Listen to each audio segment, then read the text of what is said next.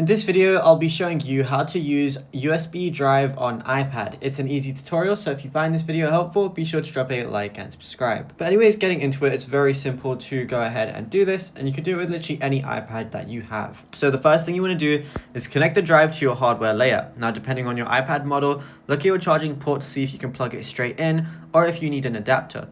So if your iPad has a USB-C port, you could just plug a USB-C flash drive directly into the bottom. And if your thumb drive uses a traditional rectangular USB-A plug, then you gotta get an OTG adapter, which goes from like USB-C to a USB.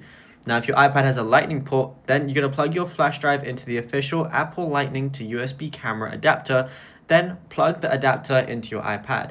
Once you've done that, and what you want to go ahead and do is go ahead and locate your Files application. So I can just go ahead and type in Files, go over to that, and then from here, what I could go ahead and do is open it up, press this little tab, and on the left, I see a few different things, but I also see my drive, which in my instance is the T7 Touch. So I could go ahead and click on it.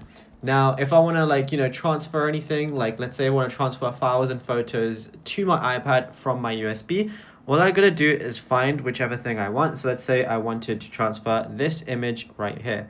What I gotta do is on the top right, I'm gonna see that little share icon. Go ahead and click on that, and then I'm gonna see save image as one of the options. It says preview would like to add to your photos. Press allow, and then that's it. It's now gonna be saved to my camera roll, and then you'll be good to go. And you can do that as many times as you want.